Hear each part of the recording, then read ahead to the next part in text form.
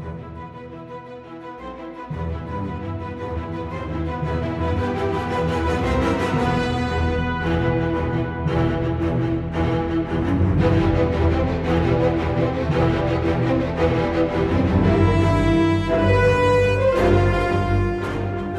of the internet, my name is George, the artist here at Leafy Games.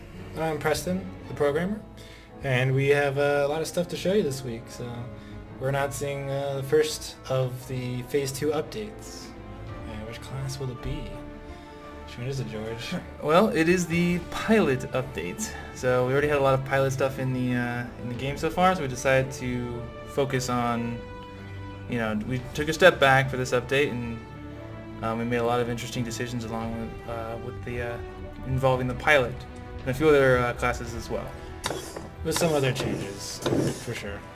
So we're splitting up this video in a couple sections. The first one we'll go over flight controls. And just to quickly, we know in the last video we said it would come out soon. We decided to spend a few more days tweaking some of the things we found and making it just a better experience overall. So without further ado, let's move on to the flight controls. Alright, so this being the pilot update, we decided to take a look at the piloting controls, really take a step back and figure out what we can do to improve the experience, make it more fun, and more what we envisioned for it to be in the final game.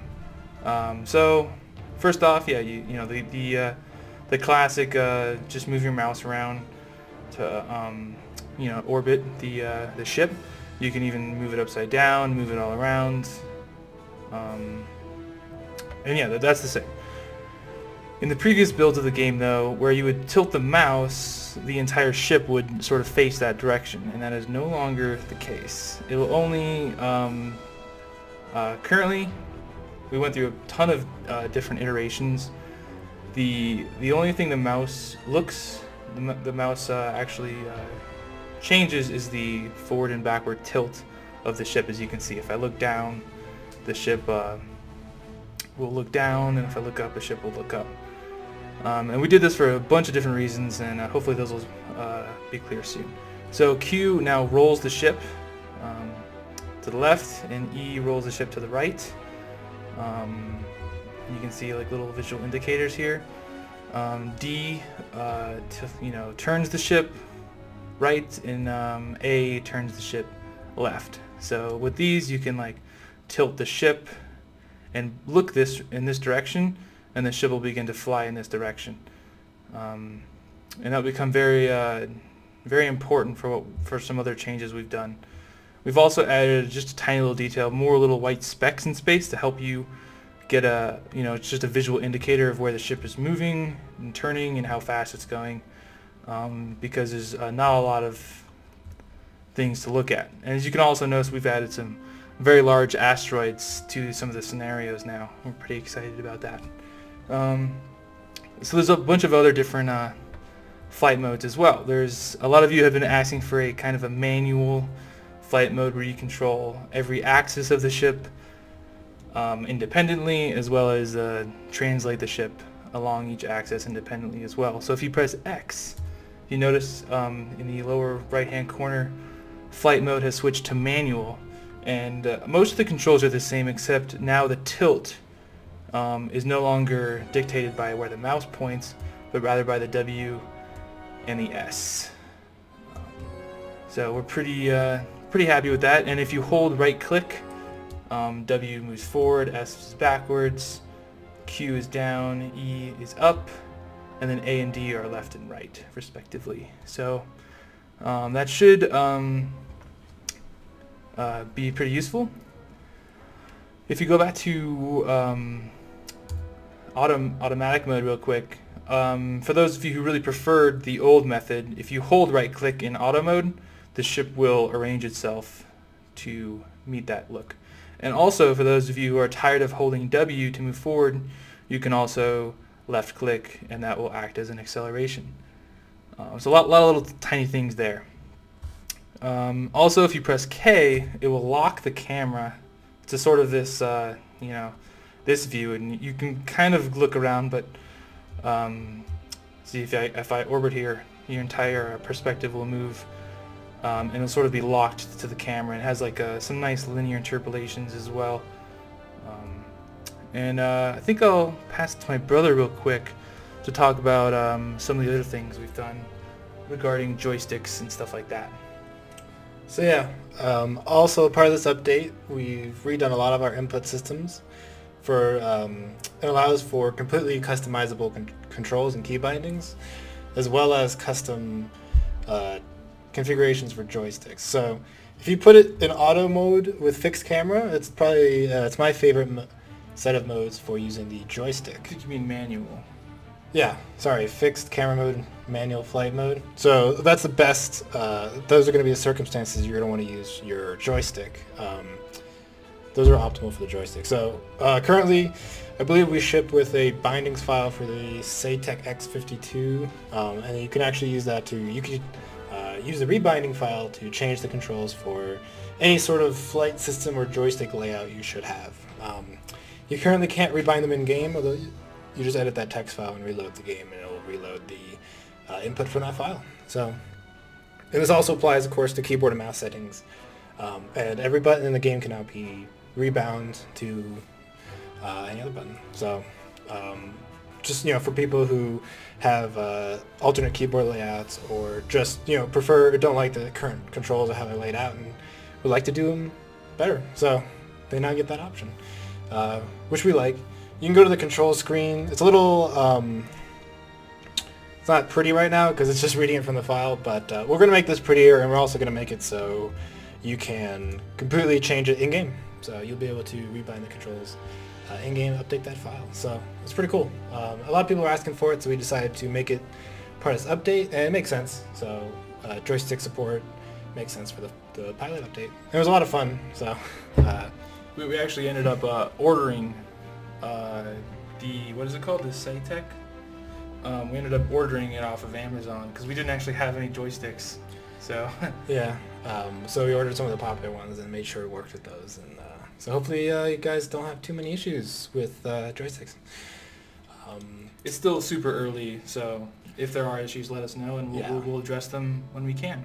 And yeah, and then hopefully we can hit the forums if you need a bindings file for your particular joystick. There's a chance someone else made one and posted it, or we made one and posted it. So yeah, take a look there, or help us make it and post it on the forums for other people to use. So but awesome stuff. So that's it for this section. Yep. Now we're going to move on to some of the combat, some of the meat of the game. Yeah, some of the combat changes. Yeah.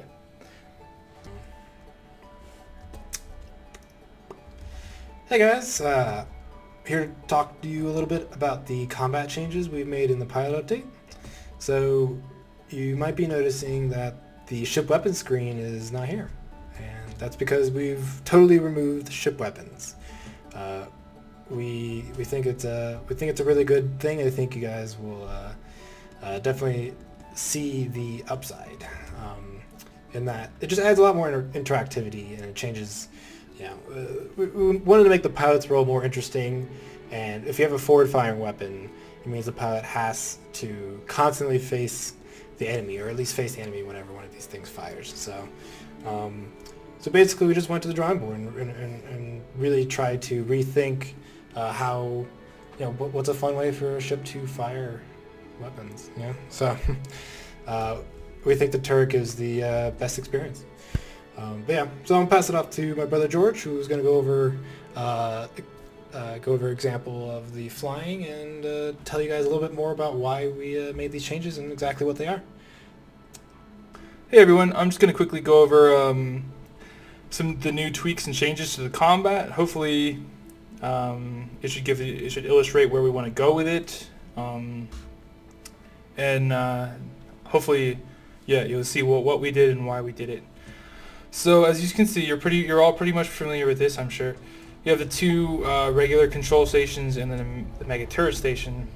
We decided to redo all the turrets. So if you jump in, you can actually see it's a new model and has new animations as well.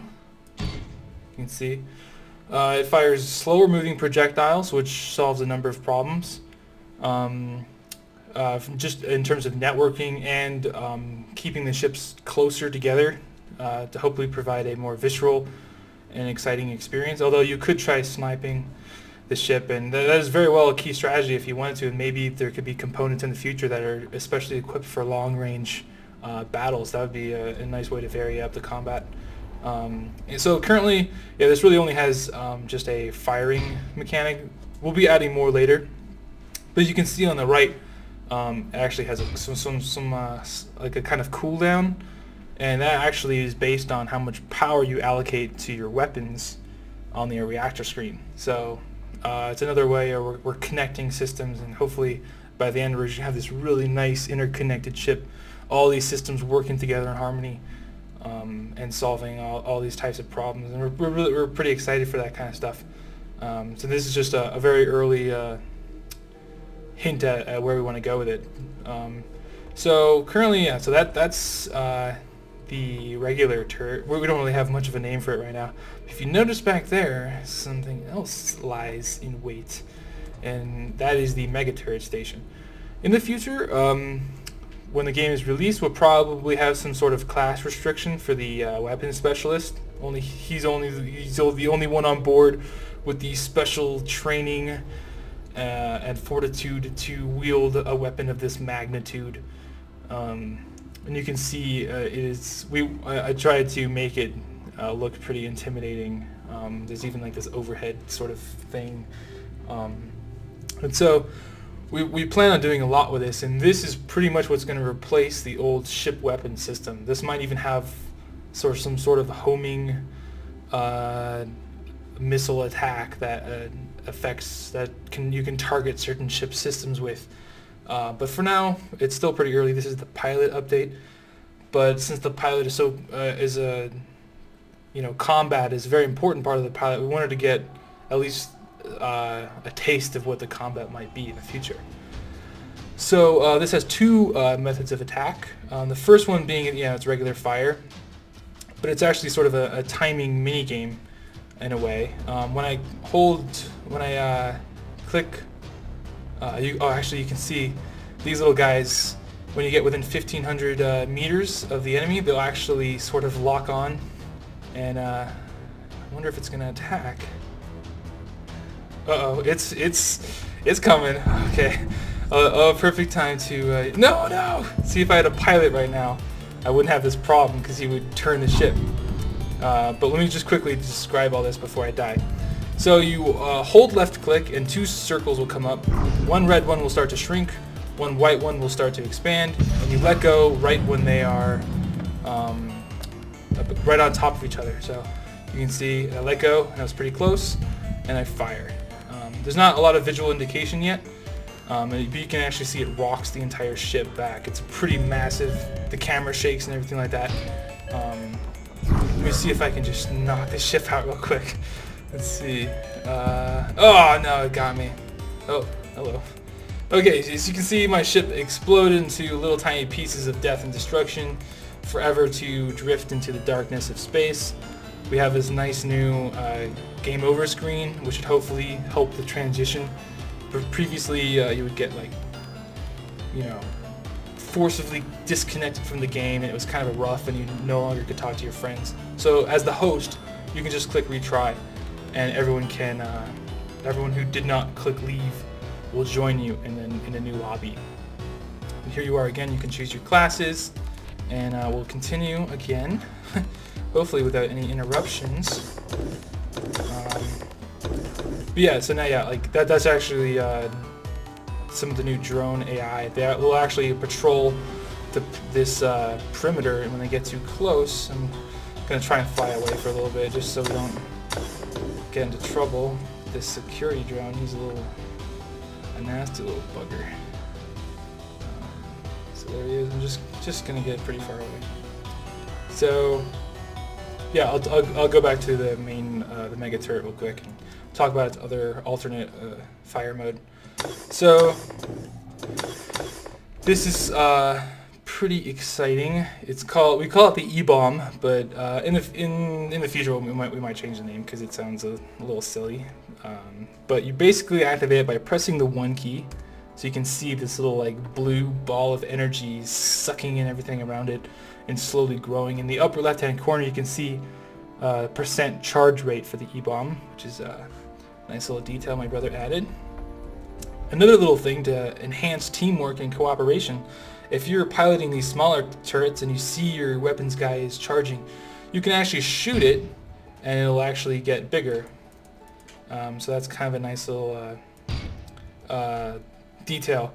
In fact, any energy weapon that comes in contact with this sphere will be absorbed by the by the sphere, which can actually sort of act as sort of a defensive as a line of defense. If you can see an enemy is just laying down a huge barrage of these, whatever these things are, these energy projectiles, you can sort of mop them up with this giant thing, and not only help it charge faster, but mitigate damage to your ship. So now that it's fully charged, we have this just massive thing. It's so cool. I love how it looks. It's like just vibrating. There's like, lens flares. It's so cool. But if you press 1, you'll release it. So let me see. Do we want to pick a fight? He's pretty far away. I'll just release it somewhere else. So you press 1 and it just detaches and it begins to accelerate pretty fast. And it will charge. It'll start the 1-minute cooldown process. It's this massive thing. So I'll press 1 again to ignite it. Boom, and it's just this massive explosion. It's very dangerous. So we're really excited to see how people do it. And in the future, when you fight other ships with weapons like this, that's something you probably want to keep an eye out for. Is this giant ball of energy that they're creating. And you do not want to be anywhere near that when it goes off. So that should make the combat pretty interesting. So I'm going to go show you, so the pilot's role in combat is no longer just point the ship at the enemy and wait for the weapons to go. It's a bit more than that. So yeah, we talked about the different flight controls. I am personally a fan of the auto flight mode, but my brother's a fan of the manual, which I love because I can't wait to see everyone's preferences, and there's so many different options that can happen. It's very exciting. So when I get within 1,500 meters, my little turrets here will lock onto the enemy and start firing.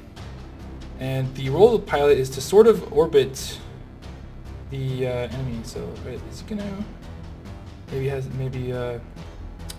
Yeah, there he goes. He's gonna start shooting us first. We're not firing yet. Maybe when we get hit. Yeah, it's a defensive system, so you have to get hit before. Yeah, my brother says it's a defensive system. Yeah, so we got hit and now it's activated. So yeah, the role of the pilot is to sort of get the turrets in a good position to shoot the enemy. You can see I'm doing damage, he's doing damage to me, sort of orbiting, hopefully avoiding his damage, dodging his attacks, so on and so forth.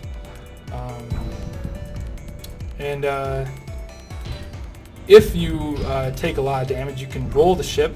So I'm going to roll it. So you see this underside armor here? It's a new advanced hull plating, which will help you absorb damage to your hull. So yeah, say if your shields are completely gone, by rolling the ship, it'll absorb some of the damage and reduce, or I think actually completely eliminate any system damage that you take, which is nice. So let's say, oh shoot, the weapons systems are down. The pilot can switch to this mode, and they can go repair any systems they need to repair, because at this angle with this ship, the turrets are useless. So the pilot has a lot of interesting control, and it's very interesting, sort of an abstract class in a way. Yeah, this is why we changed the controls a little bit to help with the orbiting mechanics, and the rolling mechanics are a lot easier. So I'm gonna die. This guy's gonna kill me. Yeah, I'm not. I wasn't As you can see, I've reached this low hull without taking any system damage because I was completely doing that, so that was kind of nice. So now that my turrets have a nice view, they're going to start attacking again. It's just the 2 auto turrets that can automatically be piloted, and I don't know if I mentioned, but they charge twice as, takes twice as long for them to charge, and a few other things. So if you have a free crew member, it might be wise to jump into that turret. So I think that pretty much solves all, that goes over almost all the combat. Did I miss anything, Justin? Nothing I can think of, but yeah, a lot of it is about that orbiting, that which side of the ship do you want to face the enemy, depending on, you know, if you have shields, if your weapon, yeah, exactly. If your systems are down, you're trying to. So if a bunch of your systems are down, it's probably a good idea to, point your hull plating at the enemy so that you guys can fix the systems without just taking more damage. Indeed, and we just for this demonstration, there's only one enemy, but another really awesome update which deserves more attention. My brother redid a lot of stuff in order to add multiple enemies to the scenarios. That's like mind-blowing. For the longest time we didn't assume that was gonna be the case, but so you can now come across, depending on this scenario, it's random I believe, you can come across any assortment of security drones and small security drones, and some of them can be pretty dangerous, so we're pretty excited to see where that goes. Absolutely. There's also, I might have mentioned, there's like asteroids, large asteroids which you can maneuver through and potentially could benefit you in combat. So we'll see, hopefully we'll get your feedback on some of that stuff, and stay tuned for the next segment. So just another quick segment just for some miscellaneous stuff. I've made some more improvements to the reactor behind the scenes and visually, just nothing huge, just trying to make it a bit more accurate as far as what it showed. And now I think I finally got it so that these bars will show, essentially if you add up these bars, they'll equal the total usage. So this is, you know, it's just scaled in a way so that they're all equally scaled, which I think is pretty cool. It gives you a nice visual indicator so you can sort of measure them quickly. You also removed the warp drive ratio temporarily. Correct. Yeah, I didn't like how it was interacting with the system, and so I'm gonna implement it correctly, and we'll get it in a future update. But for right now, it kind of works okay without it for now. So we'll add it in a future patch. But and also, yeah, this ship. You took a little pass on the Intrepid, just a little another pass. Oh yeah, just quickly went through and fixed a few little things, like a few collision errors we received and a few bug reports. And I also wanted to add the start of the teleporter room here. You can see, if any of you wondered, those white boxes are just potential locations for future screens, just to help us visualize, and you as well. As you can see, there's this large device here, and this is meant to be the teleportation room. These screens are to help illustrate where you want to teleport to, whether it be planet or station or other ships and stuff like that. So it's kind of exciting to get it in the game, and we're pretty happy. We like the look of it. It's a nice change. Yeah, I like it. And besides that, we've made some networking improvements. I think I mentioned it in an earlier segment, but yeah, we use a new networking stack that doesn't buffer a lot of requests, so should end up giving us a more efficient and useful system. And really what I'm hoping is that it helps people with low bandwidth connections or low speed connections play better, have a nicer networked experience. So let us know how the changes affect your play times if you have the alpha. Let us know if it improves or makes it worse or whatever. So let us, we love feedback. Indeed. Nothing is safe from tweaking or iterations. Certainly not. So, and we've added a lot of things this update, so definitely be prepared for some new bugs. So, and we'll let us know and we'll squash them. Another thing is you can see, of course, the turrets and the mega turret on the other side of the ship. But my brother took some time and actually added the ship name to the side of the ship, and that was a nice little detail. I was pretty happy about. We had it a while ago, but made some system changes, and now we've had to redo it, but it's back. Yay! It looks better than ever. So yeah, indeed. Just a nice little touch. I hope you guys dig it. I think that's the rest. Head on over to our forums, and you can see the official patch notes. Maybe we missed something, and we caught it there. There's a lot of stuff we probably missed. So there's a lot of little things, little changes, little tweaks. The patch notes, yeah, will probably be in the description below, or if not, find them on the forums. So yeah, thanks for watching, guys, and enjoy the pilot update. Thanks for watching. Let us know what you think, and yeah, have a great week, guys.